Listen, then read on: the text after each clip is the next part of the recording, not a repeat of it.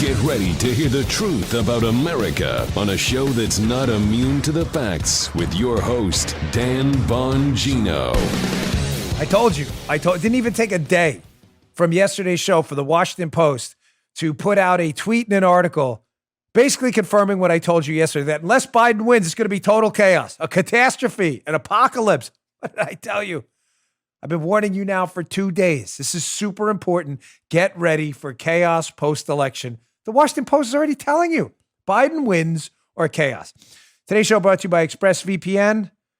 My savvy listeners have a VPN because they want to protect their online activity from prying eyes. Get a VPN today. Go to expressvpn.com/Bongino. Welcome to the Dan Bongino Show on this fine Friday. Producer Joe, how are you today? Fine, sir, in your worst 1970s game show voice? Well, I'm doing pretty good because it's Friday. It sure is. In your, again, worst 1970s. It's worst. Thank you. You do that better than anyone, I might add. So we've got that. I've got more of these elitist political snobs laughing at us, and I've got an article in the Washington Post by John Brennan where, shockingly, Armacost, Brennan actually throws the Obama administration under the bus. Oh, you didn't hear about this anywhere, did you? Don't worry, you'll hear about it here because, yes. Oh, yes, bus Obama administration, yes. John Brennan under. You missed that, didn't you? Nobody's talking about it. I got it. All right, let's get right to it. Today's show brought to you by our friends at Job Creators Network. Folks, it's the most important election in American history. Fact. Our way of life is on the ballot as we watch far-left radicals burn down our cities, attack our police, our free enterprise system, our Constitution, our history, and everything else valuable to us. This 2020 election is about one thing: turnout. You don't vote, it doesn't matter. You can't complain if you don't vote. Our opponents have a massive get-out-the-vote machine. Now's the time for one of our own. Our friends at Job Creators Network are doing just that. It's simple. Go to 10for20.com and take the 10 for 20 pledge. You'll receive a link. Gives you the most trusted voter information and tools you can use to become part of the largest conservative get-out-the-vote effort ever. You'll be asked to send a message to 10 people you know who care about America and ask them to commit to sign the pledge too. Family, neighbors, church, work friends, whoever. To join this army for freedom, go to 10for20.com. Don't wait. Take the pledge now. Don't let our opponents outwork us. This election's too important. Go to 10for20.com now and do your part. That's the number 10 for the number 20.com. 10for20.com. Go today. All right, Joe, let's go. As I said yesterday, the media, the liberal interest groups, Bloomberg-funded groups out there like the Hawkfish people I told you about the other day are already prepping you for the, quote, using their words, street fight after the election. Facebook, who will not allow a winner to be declared if they deem it premature. Facebook now, the election specialists at Facebook, you know, that's their value added, right? Facebook election. You're like, well, I thought they did social media. Shame on you for thinking that. So the media is now getting the message. What did I just tell you in yesterday's show? What did I just say? The media will get the message now, and they'll start body blows, softening up the public for the idea that if Trump's declared the winner on election night, even in a landslide, it will not be legitimate. And get ready to hit the streets, folks. You've been warned. Dan, you're talking about this for 3 days because it's only our country at stake. And I want to be sure everybody understands how important this story really is.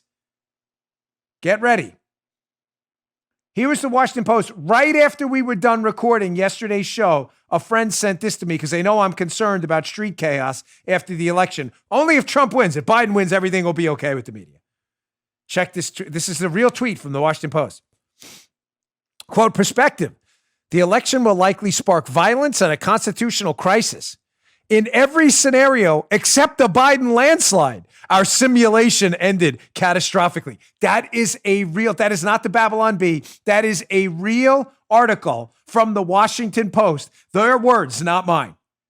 So for those of you, oh, Dan, you're stoking the flames of it. I'm not stoking anything. I'm just repeating what the Washington Post is telling you. Unless Biden wins, expect a catastrophe. I laid out their battle plan already.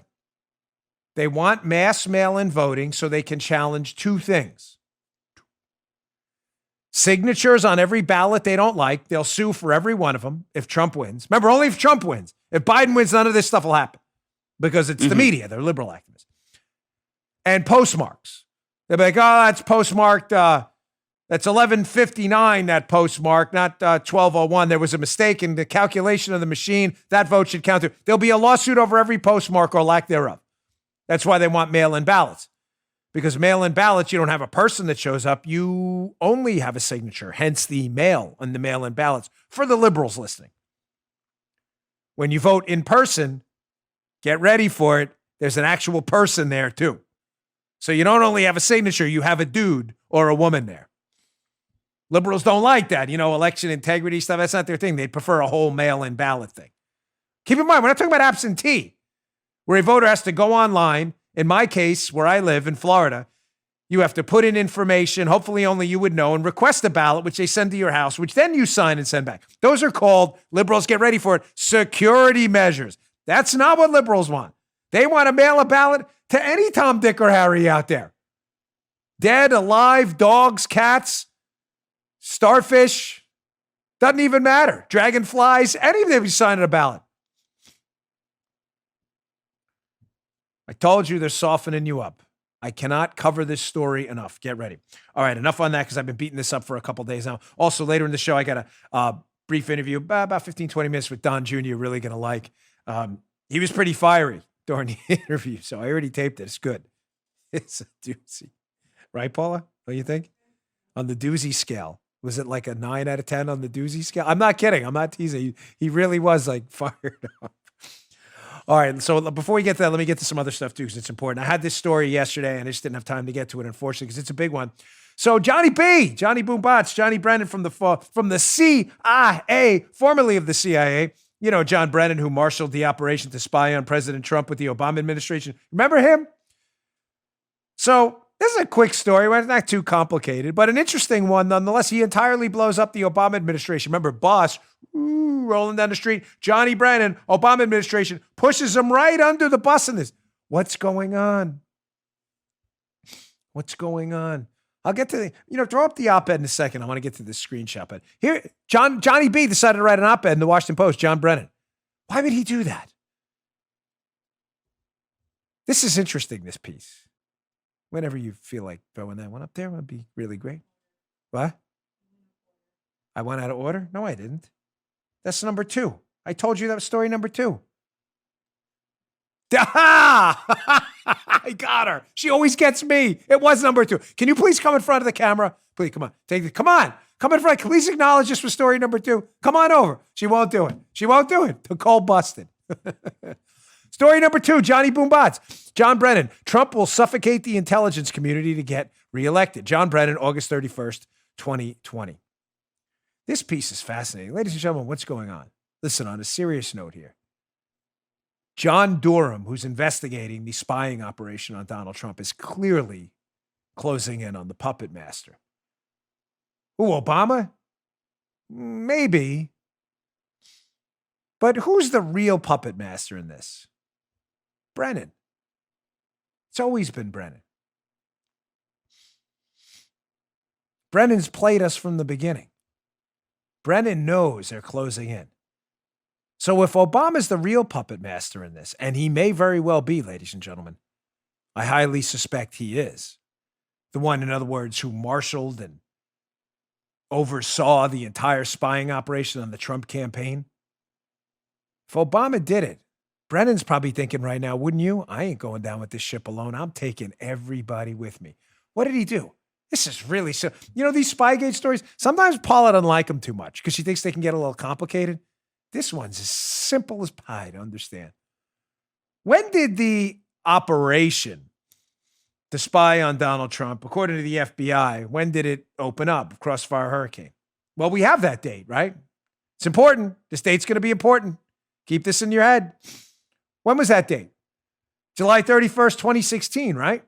The FBI starts the operation to spy on Donald Trump's campaign.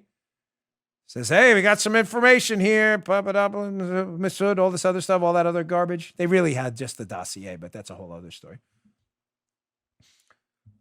So if the FBI started this operation on July 31st of 2016, and it wasn't Obama doing this or Brennan, but it was really the FBI, then why would Brennan write this in the op-ed? Oh.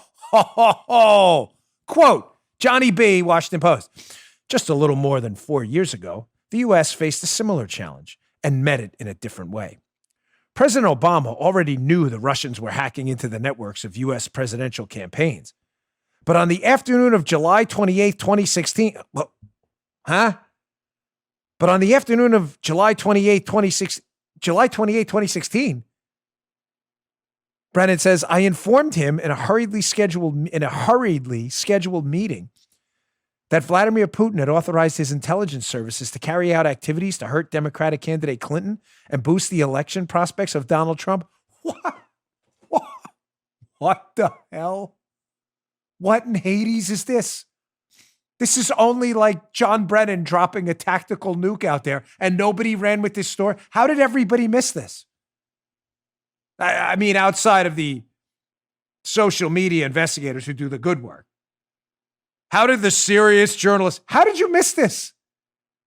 So just to be clear, the FBI has insisted forever that they only started investigating Donald Trump July 31st of 2016. But Brennan's now admitting that he briefed Obama about Russian interference in the election. By the way, all the stuff he's talking about there, the hacking into the campaigns, that's all dossier stuff. That's PP hoax stuff. So Brennan basically admits here that, oh yeah, Obama and I started this whole thing 3 days before the FBI even bothered to start it. Nobody picked it up. Nobody's asking Johnny B, right over the media's head. Nobody finds that little factoid interesting. Paula, you don't like these stories a lot. Do you find that factoid even mildly interesting? Seriously, do you? All right, I'm getting a head nod. That's good. She doesn't like the Spygate stories. Joe, do you find that factoid slightly interesting? Well, yes, I do. Thank you. Fact. Yeah, man. Yeah. I thought Obama was hands off. Joe, by the book. Remember Susan Rice's email? Yeah. We handled it by the book. Yeah. Really? Yeah. Maybe you should, Johnny B. Maybe you should be briefing the FBI, not the president, if it was by the book, right? On dossier PP stuff. Just checking. Media folks, if you want to look into that and ask Brennan where exactly he got that information he briefed Obama about before the FBI even opened their case, I'd love to hear an answer. Johnny B. won't talk to me, of course. By the way, I asked Don Jr. in the interview about how he feels about this, having his family destroyed constantly by hoaxes and delusions. His answer is pretty good. Really good. A little fired up, too. All right, I got more to get to. This is Friday, and you know I don't want to leave you hanging on the vine here for Friday. Going out to do some special stuff we'll have to tell you about down the road. Special stuff is coming up. Always got news on this show. So here was some video yesterday. Joe Biden decided to get out of the basement yesterday and go take a campaign trip. Joe Biden just figured out he's in a campaign. I mean, I don't know what Joe Biden was doing before this, but it wasn't a campaign. A campaign, what do? You campaign. You talk to the press, you talk to people, you glad hand, you shake hands, debates, town halls, all that stuff. Joe Biden's not doing any of that. So Joe Biden finally decided he's in a presidential campaign. He gets out of his basement, and they are so terrified of any extemporaneous off-the-cuff moments, any random acts of randomness with Joe Biden. Everything has to be scripted, Joe. No randomness at all, because they're terrified Joe Biden's going to give an honest answer, which he can't, because Joe Biden, seriously, folks, gives me no pleasure in saying this. He can't think straight. He can't. It's obvious. There is some deficit there. So in what was supposed to look like a random act of randomness, Joe Biden goes to do this meeting with a few folks, and people are allowed, air quotes, to come up to the mic and ask Joe Biden questions. Wow, look at Biden. He's got some guts on him, just taking random questions from the crowd. This is hilarious. First lady who goes up there, she comes up to the microphone, and it turns out this question wasn't so random. Listen to this. You may not be able to decipher it right away. If you don't get it, don't worry. I'll translate it on the Paula didn't get it right away. Check this out. Hello, my name is Portia Bennett. I'm just going to be honest, Mr. Biden. I was told to go off this paper, but I can't. You need the truth. And now I'm part of the truth. Do you catch that? The campaign had handed her a question. She's like, no, I'm not going to read that. I'm going to do this crazy random thing, like ask you a question I have in my head. He handed her a question. Random acts of randomness. Folks, this guy's in real trouble. Real trouble. They're really terrified. On a very serious note, they are terrified of any random moments with Joe Biden. He can't think on his feet. There is a serious deficit going on there, and they're not going to take the chance that someone's going to ask him an honest question. Here's a video, though, we were going to play yesterday. That Bill Barr interview on CNN had so many sound bites in it. I had to be selective about what we put in the show or don't. But here's Barr again, challenging Wolf Blitzer. Wolfie, on Blitzer's total, utter lack of concern about the mail-in ballot catastrophe that's coming after Election Day. Check this out. Since that time, there have been, in the newspapers, in networks, academic studies saying it is open to fraud and coercion. The only time the narrative changed is after this administration came in. But elections that have been held with mail have found substantial fraud and coercion. For example, we indicted someone in Texas, 1,700 ballots collected from people who could vote. He made them out and voted for the person he wanted to. Okay? Because that kind of thing happens with mail-in ballots, and everyone knows But there are individuals, cases, but as far as widespread fraud, we haven't seen that since... well, we haven't had the kind of widespread use of mail-in ballots that's being proposed. We've had absentee ballots from people who request them from a specific address. Now what we're talking about is mailing them to everyone on the voter list when everyone knows those voter lists are inaccurate. People who should get them don't get them, which is what has been one of the major complaints in states that have tried this in municipal elections. And people who get them are not the right people. They're people who have replaced the previous occupant, and they can make them out. And sometimes multiple ballots come to the same address with a whole several generations of occupants. Do you think that's a way to run a vote? Yes, I love this guy. Honestly, I wish Barr would consider running too. He doesn't care about any of that. I love this guy. Do you understand the media? Not hypocrisy. We're beyond hypocrisy. The hilarity of how dopey these people sound. Let me paint a picture for you here to show you how dopey Wolfie from CNN sounds against an actual intelligent human being like Bill Barr.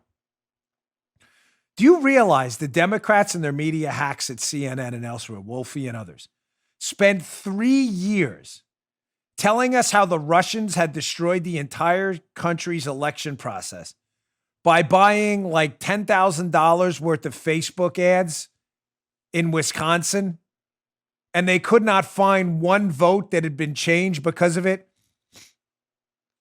Say it was $1 million in ads.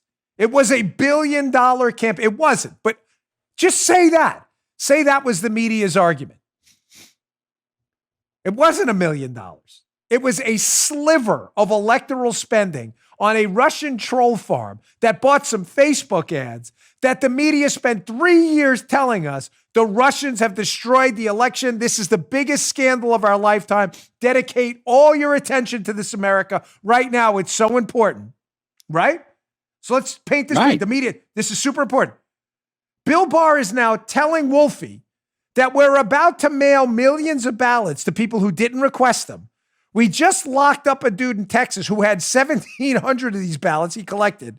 There's a story in the New York Post we covered yesterday about how these Democrat fraudsters screw with the mail-in ballot system. And Democrats have known for years, even the New York Times, that mail-in ballots are prone and absolutely ripe for fraud. And Wolfie doesn't care at all. He cares about pet videos on Facebook playing in Wisconsin from the Russians. He cares about what? 10 grand in Facebook videos, which nobody can prove changed one vote ever. That's the mega story for him. But when Bill Barr suggests that, hey, the Russians could counterfeit a lot of ballots in the United States, that's an actual threat. Come on, Bill. Stand easy. I'm Wolfie Blitzer. I know more than you. I'm a reporter for CNN. Reporter. This doesn't bother you all, how dopey these people sound? I used to like this guy. I'm not kidding. I don't have any problem saying it. When I was over, he was always nice to me. But this is just dumb. You have the Attorney General of the United States. You're asking him about, hey, this fraud isn't widespread. Barr stops him immediately. We've never done a widespread mail-in election where you mail ballots to people who don't even ask for them. That just occurred to you, Wolf, that could be a problem? No, you're still focused on the Russians buying election pet videos in Wisconsin. Oh my gosh, the stupidity here is really hard to get your arms around. Keep it up, Democrats. Keep it up. You sane people see right through this. All right, let me get to Barr again. Here's another Barr video. This is our last clip from this, but this is an important one. Well, important one as well, because I told you about this. I have a good source. I'm not going to say who, obviously, but it's a really good, high-quality source who has told me that the post-RNC acceptance speech at the White House, President Trump's speech at the White House where he accepted the GOP nod, the riots outside, the BLM Antifa rioting outside, a good friend of mine told me that they had tracked a number of people who were flown in from Portland. It's not illegal to fly into D.C. It is illegal to fly into D.C. and riot and threaten to kill people in the streets. That is illegal. I'm pretty sure you can't threaten to kill people. Just checking. Haven't seen the D.C. penal code lately, but I'm reasonably confident you can check that box. A friend of mine told me that, yes, that in fact happened. That people were flown in. Who paid for that? Did the Democrats know about it? I'm hearing another rumor. You could take this one to the bank. Paula's like, what? You didn't tell me about this. I didn't even tell her about this one. Tell Joe either. I'm hearing that there's some phone records and stuff. Some of those people flown in may have been in contact with some other people, if you know what I mean, who those other people might say, oh, we didn't have anything to do with those people. Really? Why were you on the phone talking to them? Oh, I don't know. We were ordering pizzas. We were in the same hotel and on the same floor. We wanted to save delivery costs. Oh, crazy how that happens. Phone records, investigations and stuff. Let's see what happens there. That could get interesting, no? So Bill Barr's the Attorney General of the United States. He knows a little bit more than Wolfie. So Barr goes into this too. Of course, Wolf Blitzer wants to paint this people being flown into D.C. to attack Republicans at the convention thing. Of course, Wolfie wants to paint that as a conspiracy theory, despite the fact that I was actually there. We were on the other side of the people threatening to rape people there. Yeah, that was fascinating, wasn't it? So here's Barr talking to Wolfie about just that. And of course, Wolfie, being a fake journalist, not interested at all. He wants to paint it as a conspiracy theory. Keep in mind, if they were attacking Biden supporters, they would think this is the most important thing ever. Check this out. That he heard about a plane, in his words, loaded with thugs wearing dark uniforms from a certain city that was headed to the Republican National Convention here in Washington, in his words, to do big damage. He didn't offer any specifics. He later, the next day, changed the story. The plane wasn't coming to Washington, was leaving Washington. Have you asked the FBI to investigate this? I don't have to ask the FBI because we received numerous reports of individuals coming from Portland, Washington, Seattle, and several other cities to come into Washington for the specific purpose of causing a riot. Were they wearing black uniforms and were they loaded, if you will? There were many on planes. We've received multiple reports on this topic. And so what the president was talking about was information that you provided the president? I don't know what the president was specifically It's widely reported to. on Facebook there was some conspiracy that was reported weeks ago about this sort of thing. I don't know what the president was referring to, but I will say that we are trying to follow these things, and we received numerous reports of people coming from other cities into Washington, as we received many reports of people going into Kenosha from various states. But you're saying you don't know specifically what the president was referring to? No, I don't know what the president was referring to. When he spoke about this? He seems to be talking in general terms. I don't know what he's referring. Notice how Wolfie doesn't care at all about the fact that people were flown into Washington, D.C. to violently accost, in some cases, and aggressively accost in other cases, people who were walking out of a political event on a supposedly free American cities, free American streets. Wolfie's not concerned about that at all. Trust me on this one, if those people were flown in to verbally assault Wolfie, as he left CNN, the CNN building, which is down there on Capitol Hill, by the way. I know I've been there. This would be a huge story. But the fact that, yes, planes of them, people were on planes. I'm getting this from multiple reliable sources, flying to D.C. to accost Republicans. Wolfie doesn't care at all because he hates Republicans. He doesn't care. All he cares about is, were they wearing ninja suits? You see his stupid question, but were they wearing black? Like Barr's going to be like, yes, matter of fact, they had a Calvin Klein model X22 black jean on with a Louis Vuitton black hoodie and some Ray-Ban. What? Wolfie doesn't care. All he cares about is were they wearing ninja suits? Because Wolf's not a real reporter. You think that's kind of a big story that people were flown into D.C., that the Attorney General has reports of this happening? I'm getting reports from people who are in the know. You think that's kind of a story you might want to report on? Why people were flown in to basically take over an American city outside of the RNC to attack political supporters of the opposing party? Kind of a story, no? Now they missed that one too, right? Good job, Wolf. Way to get on the ball there. Excellent work. Very well done. All right. Where you going there? What are you doing? No, I got a routine here. I told you my routine. You hear that in the background? Just getting up, moving around. It's always hilarious. All right, I want to hat tip Tom Elliott over at Grabia. This is a really great supercut. Listen, I couldn't play the whole thing. It's like 2.5 minutes long, but I got a good swath of it. This is a terrific supercut of these liberal elitist snobs. I got that, and I got Kayleigh McEnany's response coming up next, but this is a good one. It's about 1:50 of the radical leftist governor of Illinois. He's the Pritzker, J.B. Pritzker, whose wife was up to, no good in violation of all these lockdown rules. The beginning opens up with Tucker Carlson calling out Nancy Pelosi. The elitist snobs, the rules don't apply to them, folks. And other elitist snobs, too, breaking the rules who are all liberals. This is a great supercut. I want you to check this one out. If you want to watch the video, of course, youtube.com/Bongino. This is worth your time. Check this out. We'll call this Elitist Snobs, the rules for thee, but not for me. Check this out. An 80-year-old part-time Napa resident called Nancy Pelosi can be seen slinking through a San Francisco hair salon. Due to coronavirus regulations, salons in San Francisco are closed for indoor services. As it turns out, it was a setup, so I take responsibility for falling for a setup. I think that that this salon owes me an apology. You went to the gym yesterday and Twitter lost its mind. I don't get it, but we'll move on with our lives. The gyms are all closed now, Allison. I did not for a moment think there was anything problematic because I knew the dynamics. And again, I have to stay healthy so I can make the decisions for the people of this city.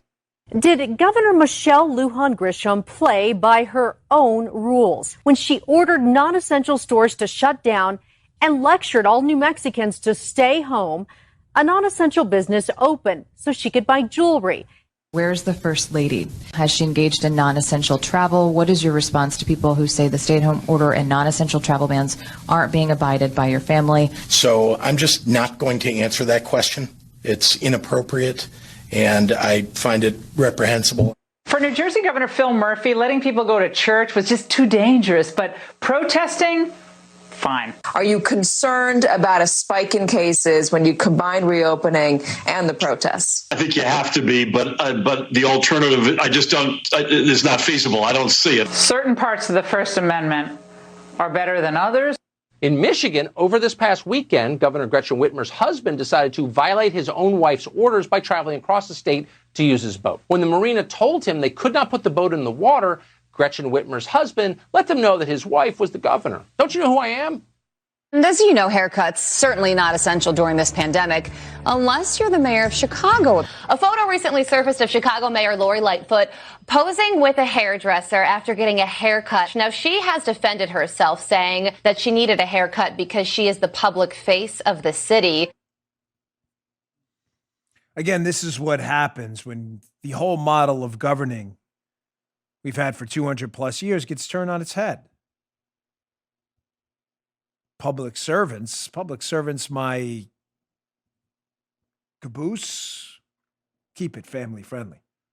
These aren't public servants. We're servants to them now.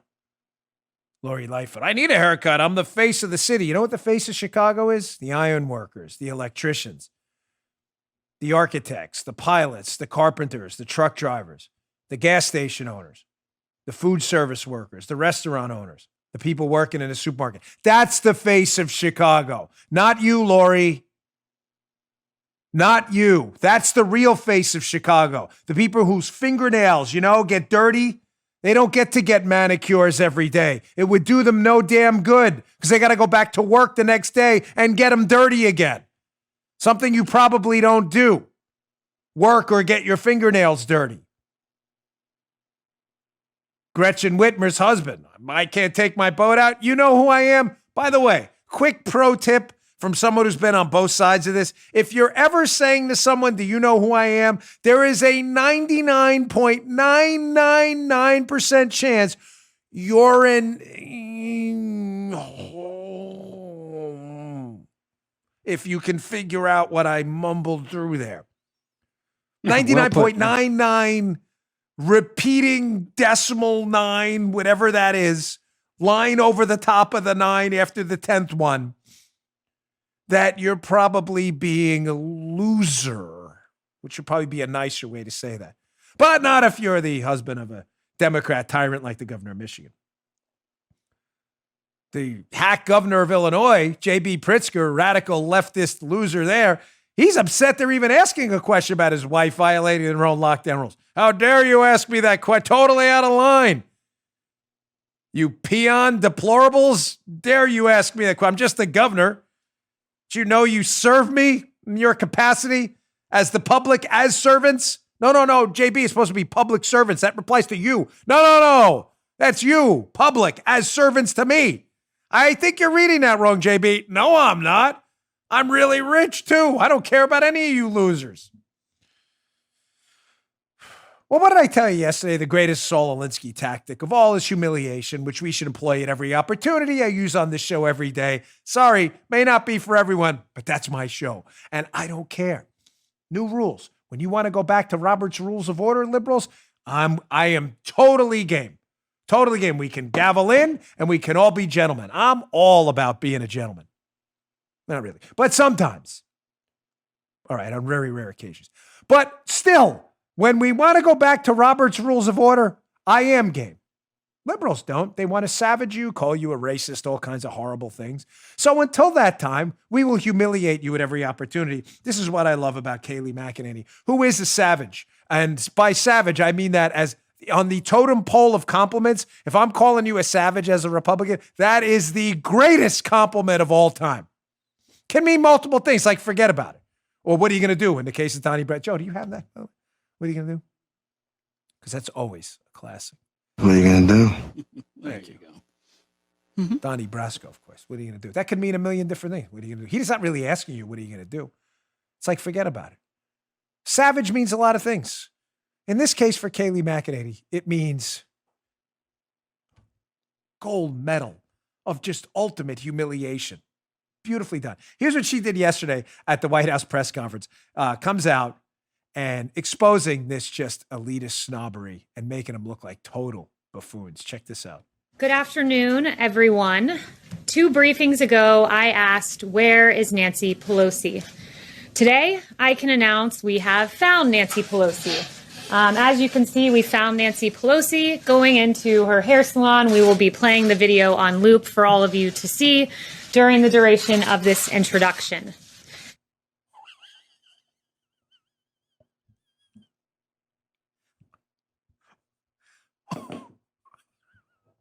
This is...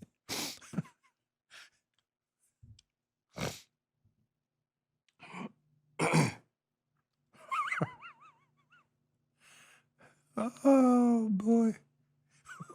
Not only did she play the video of Pelosi in a closed salon violating the lockdown rules with no mask on, violating her own rules, we're going to play it on loop for the whole presser for everyone to see. I love this, White. I am going to be so, God forbid this president loses. What are we going to do, folks? I will be miserable. What are we going to do? What are we going to do for 4 years? The sheer entertainment value of humiliating these buffoons every day in front of a national audience is worth every single second of your time. Dan, we shouldn't be doing that. It's embarrassing. I get it. That's not my bag of chili. I don't care. I don't care one bit that these people are humiliated. Not one. You may not like it. You want to take the fictitious high road? I get it. Go forth to love and serve. Not here. Don't care. Done with these idiots. We're going to play it on loop. Savage. This is why our Facebook page is on fire, by the way. These segments like this go absolutely nuclear, in flames. They melt my phone down on Facebook. That's why our Facebook page is in the top 10 every single day. Because of you. We put clips like this up on Facebook. Oh, gosh. All right, a couple more quick articles. I'll go to the Don Jr. interview, and then we can close out the show. But this is I'm having a tough time keeping this all in my head. All right, let's go to this Washington Examiner. On a serious note, up and down, the emotional roller coasters on this show are just tremendous. But this worries me, and it should worry you too. Story will be in the show notes today. Hey, listen, this Washington Examiner story. The deficit to triple to 3.3 trillion this year. CBO. Jay Heflin, business editor of Washington Examiner. Folks, it's really bad news. We got to get a hold on this spending problem. Stat, like yesterday. I know a lot of you are, I mean, don't take this the wrong. I don't mean this in any kind of like pretentious, hey, look at me. But it's not how it's, enough time. Who has time to pay attention to all this stuff? You got kids to raise, a job to do. This is what I do for a living, my show. You understand we haven't run anything close to a $3.3 trillion deficit, meaning we spent $3.3 trillion more dollars. We're going to this year, more than we took in taxes. We haven't spent anything close to that in American history. Even the Obama administration deficits, these dwarf them by like a factor of 3. We can't ignore it.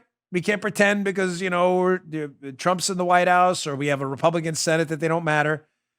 We can factor in the plague, of course, which would be ridiculous not to. But ladies and gentlemen, the entire tax base of the United States is between $3 and $4 trillion. We spent that amount over what we took in. I mean, think about that in your terms as it relates to your wallet. Imagine in a year making 75, 80K and spending 160K. That's what we did this year. Now, the modern monetary theorists who are, voodoo economists will tell you, none of it matters. We can just print our way out of it. Why not print it all then? I don't understand. Because that's just dumb, of course. Ladies and gentlemen, eventually you're going to have an inflation problem because of this. Why? Because our money is going to be devalued. We're going to have to print money, which is going to make your money worth less, to pay off debts we can't possibly pay off by standard old production measures. In other words, by working harder, just the way you would pay off debt. You don't have the power to print your own money. If you do, it'd be called counterfeiting. The government does, which is going to lead to a massive inflation problem down the road, like we had in the early 1980s. Well, Dan, I'm not too worried about inflation. Oh, you should be. You should be. Everything you make and everything you earn is going to be worth less no matter what the raise. You say you get a 2% raise and inflation's 7%. You lost 4 to 5% of your money. You understand that? To the liberal, I know the conservatives get it. To the liberals listening who have a tough time with this. You understand that inflation will destroy all of your earning power. But I make $100,000. Yeah, it buys what, it buys $20,000 worth of goods, effectively what you'd have now. Your dollars don't mean anything anymore. This is a really, really big deal.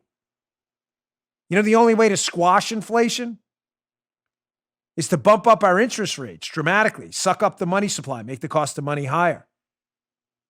What do you think that's going to do to the economy? I need a business loan for my business. That'll be 25%, sir. 25% what? Interest per year.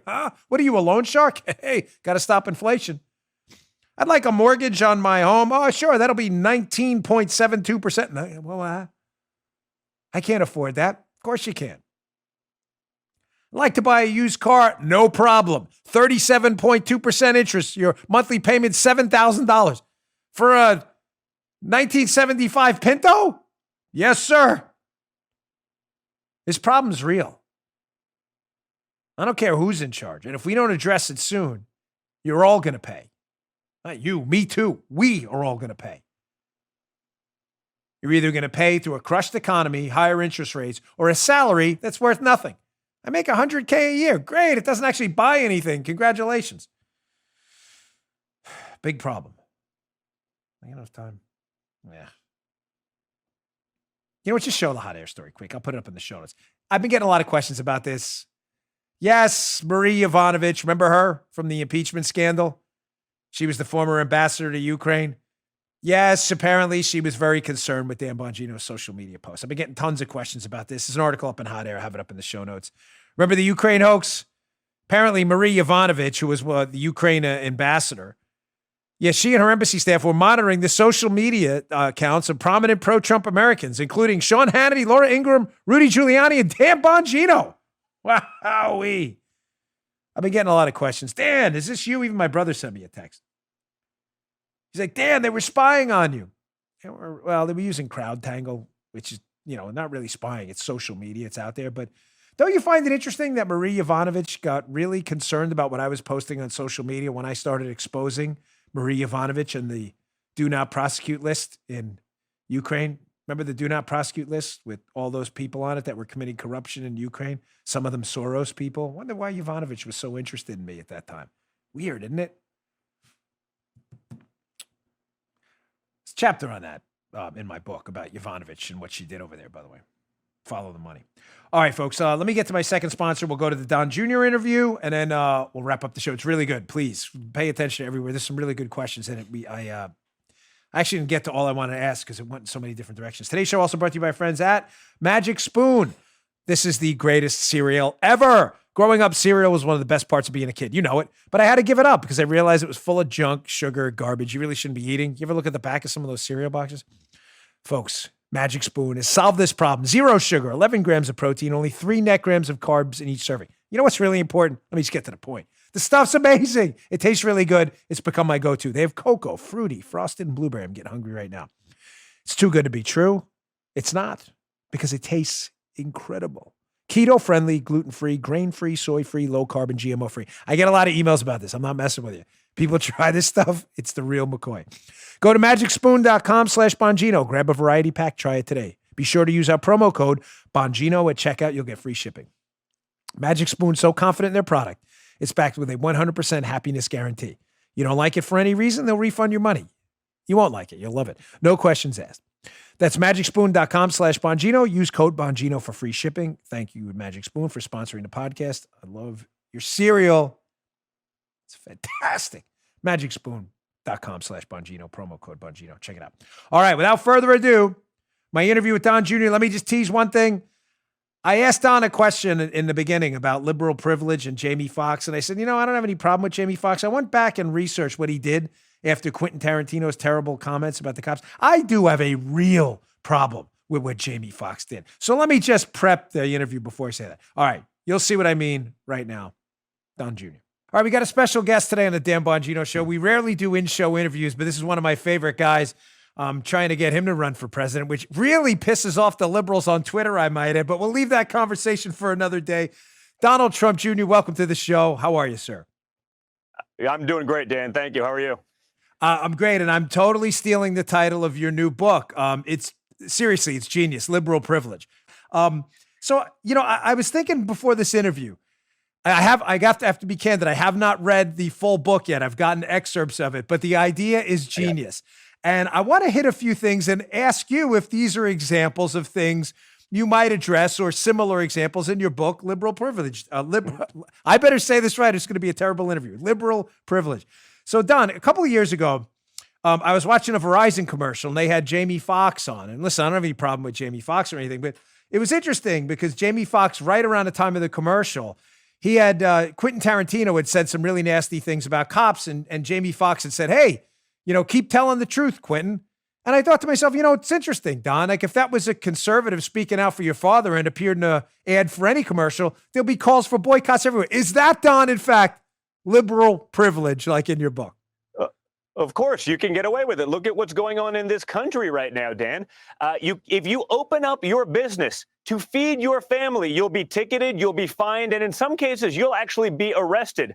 But if you loot someone else's business or set it on fire, you're given a total pass. If you gather on the White House lawn to support President Trump during his acceptance speech, you could spread COVID-19, but a group that's 100 times, 1,000 times larger the next day can show up and, protest in D.C., and you're immune from disease. This is liberal privilege, and I get it. Listen, I'm the son of a rich guy. I've been blessed. I understand that. I don't even deny it. But I get to hear about my privilege all the time. The purpose of the book is to point out the privilege that the Democrats get to have all the time, and no one has called them out. I mean, we are literally running for the president of the United States against a 50-year swamp creature, a guy that's been on the wrong side of every decision in his entire career, according to Robert Gates, who was Obama's Secretary of Defense. But we're running, according to the media, against a blank slate moderate Democrat. Well, guess what? You're not a moderate if Kamala Harris is your VP, Dan. You're not a moderate if Beto, hell yeah, I'm going to take your AR-15 O'Rourke is your gun czar. And you're sure as hell not a moderate if you're running on your website the Bernie Sanders Communist Manifesto Joint Unity platform that is the Biden campaign. So liberal privilege is his ability to get away with that, to have no one in the media interested in that, in his son, in his brother, the graft from his office, his health, the brain aneurysms and the brain surgeries. Obviously, that has nothing to do with why he can't remember where he is 50% of the time. Nothing to see here, folks. That is what the media has done. So the reality is I wasn't going to write another book. I had no intention of doing it. I didn't think I'd have the time. But we got put into this lockdown. You couldn't open your business. You can't go to work, church, or school. You can loot work, church, or school. That's fine. You can burn them down, no problem.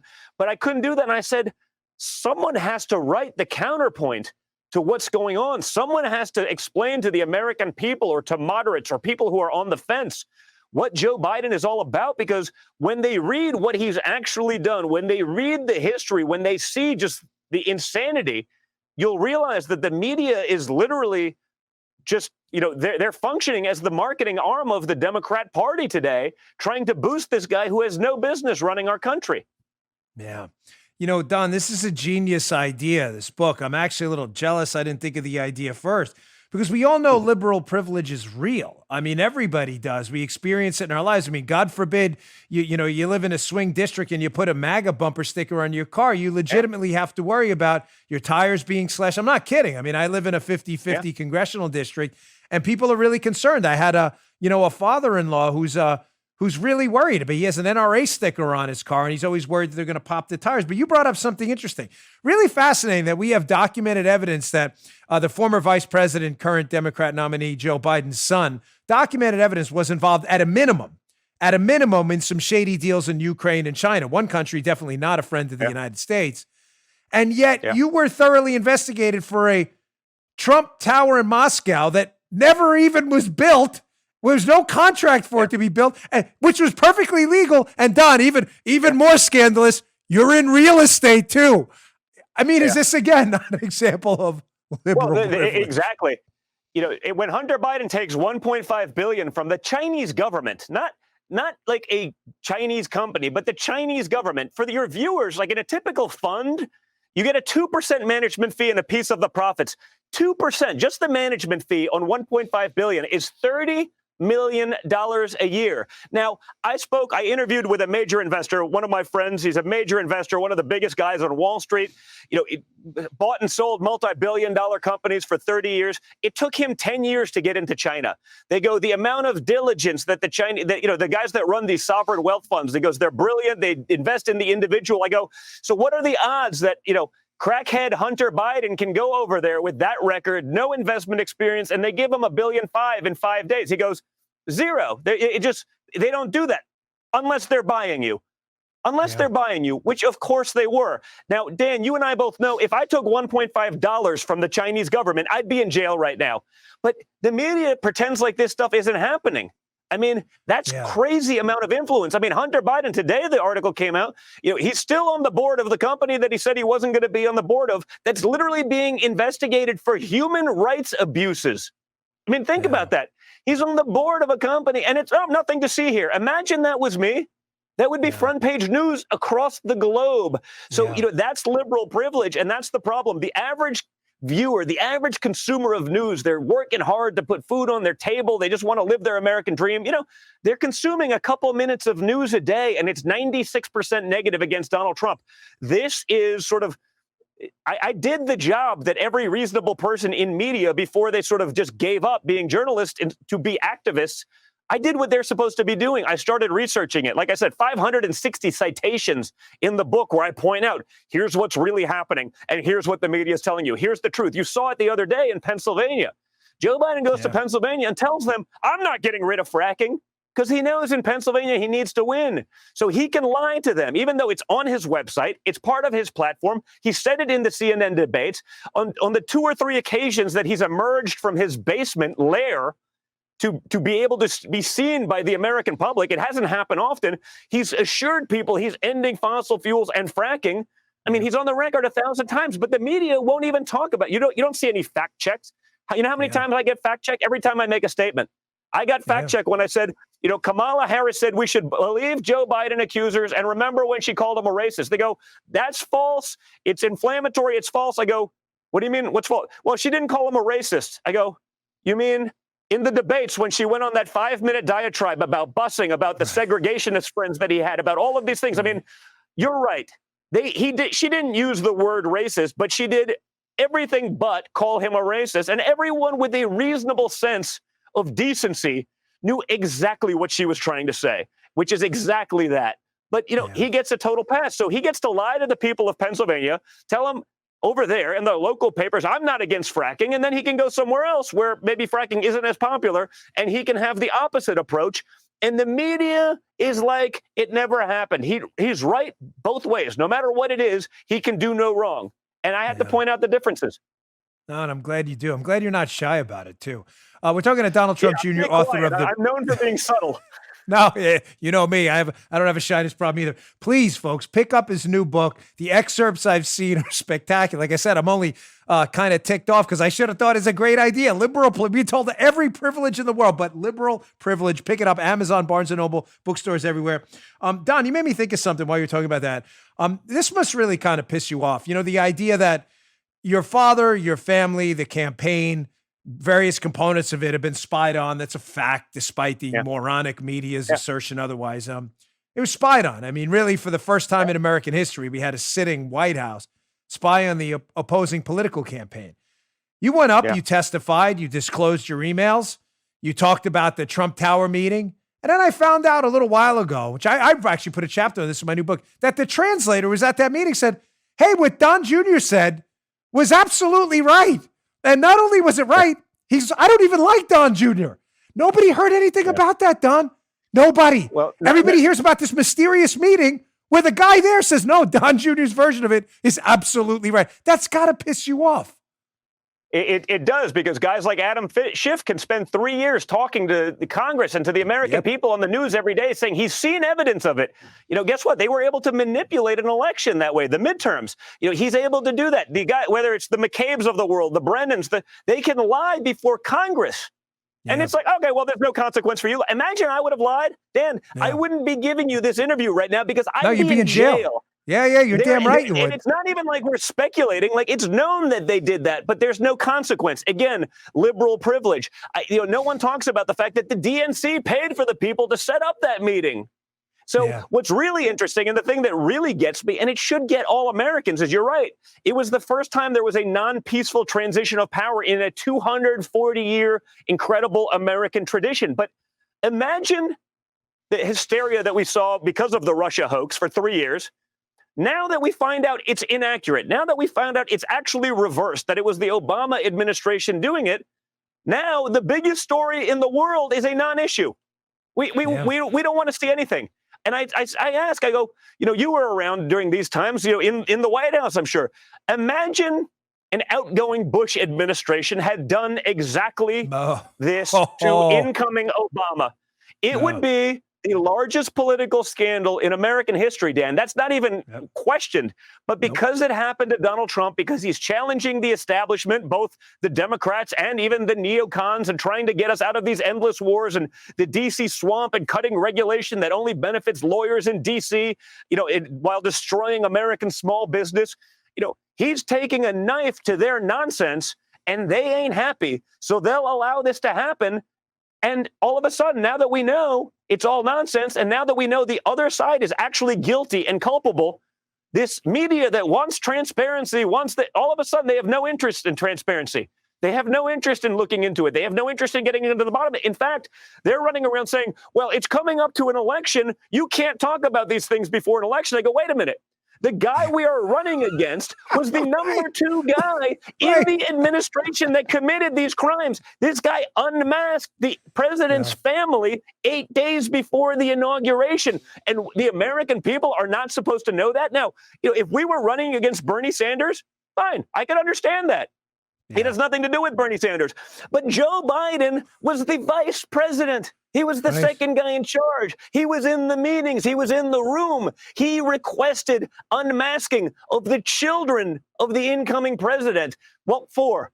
8 days before? What was he going to do with it? It was for political gain later. It was to set up this entire hoax, which is the greatest hoax perpetrated on the American people. Now, being able to get away with that, to pull that off in a third world country without anyone questioning it, that would be impressive. To do it in the United States of America is mind-boggling, and no one cares. No one in the media brings it up because they know it would reflect poorly on the Democrats, and the mainstream media is nothing more than an activist arm of the Democrat Party. Don, in the book, do you hit on the media as a component of liberal privilege here? Because I've never seen a bigger example. I mean, how is Rachel Maddow, seriously, Don, still on the air? I mean, I'm not kidding. I'm not a boycott guy against Maddow. Yeah. You don't like her show, don't watch it. The show sucks. It's stupid. I don't watch it. I don't waste my time. But seriously, if you invested 3 years of your life in Rachel Maddow, Don Jr. is a Russian traitor, Donald Trump Sr. is definitely a treasonous lurch, and you found out she was lying to you for 3 years. She had no evidence any of that is true at all. Yeah. Wouldn't you be like, gosh, I really wasted my time? But what privilege? You get a raise. You get to hang out on the air. It's terrific. Well, no, but that's the point. Same with, like I mentioned, right? The guys that went before Congress and lied and didn't get in trouble, or the other members, like the high-ranking members of the FBI that got on TV talking about all these things as though they were fact, but before that, they literally testified in some of these meetings exactly the opposite. So they're under oath in front of these meetings saying the opposite, but it doesn't prevent them from getting on TV and lying to the American public, contradicting all of their testimony, directing you, to a lie. And by the way, you know what their accountability is? They get a job being a contributor at CNN. There's not even a punishment. They actually get rewarded for lying. And again, it's not like they, thought that maybe there was something there. I mean, these guys are on TV dozens of times, literally contradicting the testimony that they gave before the House, before the Senate. They knew they were lying. They went on TV and they did it anyway. And now we're not supposed to want to know what happened. Now they want to delay it till after the election, when the guy we're running against is the quintessential swamp creature who was part of the administration that committed these crimes. It's insanity. Yeah. I mean, it really scares me. This is why, we hear it all the time, the most important election of our lifetime. And, listen, sometimes it's true. There are different lifetimes, different events. But I tell you what, my 45 years on the planet, if your father loses, Don, for the first time ever, I said to my wife, you better make sure we have, our accountant and everything is by the numbers, and make sure we don't jaywalk anywhere or anything like that. I'm only half kidding, because these people have weaponized, and the things they did to your family were just abhorrent. Were unbelievable. They totally flipped the script. What they did, colluding on the record with foreign governments and foreigners to generate fake information to target your family, is what they accuse you of. And these morons in the media just played along the whole time. Listen, I don't want to beat you up on that. I want to really get to your book, your Liberal Privilege. Folks, pick it up. Bookstores everywhere. But Don, another example I see of liberal privilege here, which I think you'll acknowledge right away, this is a ground ball, this is a bunt right here. Biden gets to lie if your father wakes up in the morning and says, listen, Media folks, I had cream in my coffee. I'm like, he had milk. He had milk. Yeah. This man is a liar. Vote him out of office. Yeah. Yet Joe Biden can go on the record and say, I am definitely not going to hike your taxes if you don't make $400,000 a year. And then he says, I'm going to repeal the Trump tax cuts, which were for the middle class. Don, all you have to do is look it up. It's called the internet. Look up the Trump tax cuts. You can see that. How these media people let him get away with it. No one's asked him that question yet. 82% of Americans will get a tax hike under Joe Biden's plan. 82% of Americans. Now, I don't see too many reasonable Americans, especially when they saw the results of what those tax cuts that Donald Trump gave them did, the jobs it created, the new businesses it created, the rising wages for the lowest income earners for the first time in modern history. Joe Biden wants to get rid of all that. But, Dan, the real problem is this. The Democrats don't care. You've seen this in these blue states. They don't care if your business goes out of business. You know why? Because you become dependent on big government. You come to them for a handout. That's their drug. That's all they offer. So they don't care if your business goes out of business. Great. You become a Democrat voter because you're hooked on big government and you're on the dole. That's the opposite effect of what's going on here. But again, the media won't talk about that. They'll let Joe Biden say whatever he wants. He doesn't get fact-checked. The example of, fracking in Pennsylvania. He's against it. It's against his platform. His vice president says she wants to end it faster than even he does, and he wants to end it pretty quickly, according to his actual platform. But he can go to the people in Pennsylvania that rely on that, where it creates tens of thousands of jobs and generates billions in revenue that feeds school systems. And he can say, oh, yeah, I'm not going to do anything. And the media's like, oh, that's great. He's not going to do anything here. I mean, this is liberal privilege. They're playing by a different set of rules. They always have been. It's just gotten so much worse in this day and age. So again, I had to put pen to paper to point out these things. So again, the book isn't so much for even guys like us who, we're already on one side. It's for people who don't know, people who haven't made up their mind, people who are just sort of blindly following, the lemmings at CNN and think that what they're telling them is the truth. Remember, Joe Biden didn't even come out against rioting, looting, and arson until about 2 hours after Chris Cuomo and Don Lemon said, oh, man, we got to do something about this because it's really affecting us in the polls. All of a sudden, hey, we don't really like that. I mean, are you serious, guys? We've been watching for 90 days as major cities have burned, billions of dollars of destruction wreaked upon the country. No one held accountable. In some cases, they're encouraging it.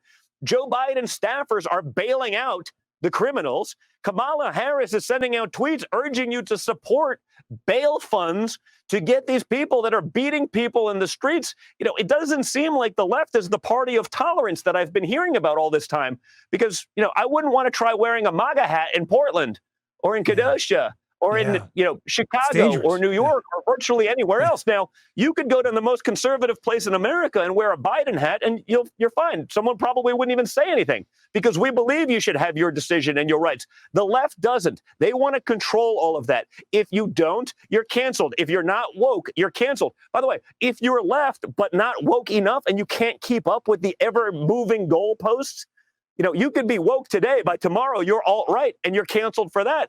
Just being apolitical, which a lot of people have been traditionally in America. You just say, hey, I don't talk politics. It doesn't matter. It's sort of one of those rules. You don't talk politics and religion at the table. For being apolitical is a cancelable offense today. Yeah. I mean, that's scary. We're going to take a quick break. We'll be right back on the other side of this break with Don Trump Jr., author of the new book, Liberal Privilege. Check it out. All right, our third sponsor today is Helix Sleep. Helix Sleep, they make personalized mattresses right here in America, shipped straight to your door with free no-contact delivery, free returns, and a 100-night sleep trial. To choose a mattress, Helix made a sleep quiz. It takes just 2 minutes to complete, matches your body type and sleep preferences to the perfect mattress for you, not for someone else. If you like a mattress that's really soft or firm, you sleep on your side like me. You sleep really hot like me too. With Helix, there's a specific mattress for each and everybody's unique taste. I took the quiz and was matched with the Midnight Lux Helix mattress because I like to feel like I'm sleeping on a cloud, and Helix did it with the Midnight Lux. I love Helix, but you don't need to take my word for it. Helix was awarded the #1 best overall mattress pick of 2020 by GQ, Wired Magazine, and Apartment Therapy. Just go to helixsleep.com/Dan. Take their 2-minute sleep quiz, and they'll match you to a customized mattress that'll give you the best sleep of your life. Can't recommend them enough. Right now, Helix is offering up to $200 off all mattress orders. For our listeners, go to helixsleep.com/Dan for up to $200 off your mattress orders. Go today, helixsleep.com/Dan. Back to my interview with Don Trump Jr. All right, welcome back, Don Trump Jr., author of the new book, Liberal Privilege. Go check it out. Amazon, Barnes & Noble, bookstores everywhere. Don, I know you got to run. I'll just ask you a couple quick questions here. This is one of probably the biggest examples of liberal privilege anyone will see, and it's in our face every day. You know, if you went to some of the Tea Party rallies like I did back in 2010 and 2012, right around there, if there was a match thrown in a garbage can by accident, there was a little fire, Don, that was it. They were, forget it. This is a mass murderer rally. Stay away. Tea Party violence. Meanwhile, it was an accident or something like that. I mean, they were the most peaceful, welcoming places on earth. I know. I was there. The safest place on earth was at a Tea Party rally. Yeah, it's fascinating. Your dad, who's offered nothing but federal assistance, documented on the record for anybody interested in facts, offering this assistance to liberal cities that are burning to the ground. They went from and switched all of a sudden overnight. They switched to this whole, hey, this is Trump's America, from pretending these things never existed. I mean, again, the narrative is just ridiculous.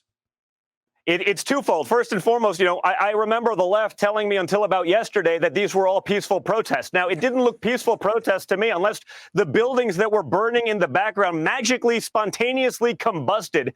But, they're selling this narrative. So I'm hearing peaceful protests. The second they think they can blame it on Trump, all of a sudden it's months of looting and rioting, but it's Trump's fault. Right. But again, how about this? You talk about the Tea Party. I mean, if you went to a Tea Party rally, you were obviously a white supremacist, neo-Nazi. Right. They tried labeling that. But what about Antifa beating people in the streets? They don't seem like Antifa to me. They seem more like just the fa, right? They're acting literally like the fascists. You're not allowed to disagree with them. How about taking over, an 8 square block section of a major city? Do you think that if a group of conservatives did what that happened, they'd send in the Navy SEALs, they'd wipe them out, but they can happen in Portland. So again, another example of liberal privilege. I mean, they could literally destroy an 8 square block section of the city, say it's an autonomous zone. People are getting shot and killed in there. Then they're saying, well, where are the cops and the police? I was like, well, what happened to the autonomous zone? It's insanity what's going on. They know it's their fault. Again, these are Democrat states with Democrat governors and Democrat cities with Democrat mayors and city councils that are all Democrat. But it's Donald Trump's fault. No, it's their failed policies. It's like what we see out of Nancy Pelosi with, coming in COVID, all the relief funds. Well, I want to get tax breaks for billionaires. I want to bail out cities. Well, do you want to bail them out because of COVID, or do you want to bail them out because of a half a century of failed policies, overruns, costs, insanity? That's liberal privilege. That's why I wrote the book, and people need to read it before they go and vote in November. And that's why there were liberal groups attacking people leaving your father's acceptance speech and not attacking people at the DNC in Wisconsin. Don, you've been very 100%. Generous with your time. I really appreciate it. I know you're busy. Pick up his book, folks, Liberal Privilege. Don Trump Jr., one of the best guys out there. I love to troll liberals and put Trump 2024. Maybe you and Eric. It drives him crazy. I'll let you run, Don. Thanks for your time. Catch you later. Buddy. Be well. All right. Thank you so much, folks. I hope you enjoyed that interview. I certainly did. Me and Don are both, very shy and reserved. I think you saw both of our personalities come out of that. I really enjoyed that one. Hope you enjoyed the show. Please subscribe to my show on YouTube, youtube.com/Bongino, Apple Podcasts, and wherever else you get your podcasts. We really appreciate it. I will see you all on Monday. Good day, sir. You just heard Dan Bongino.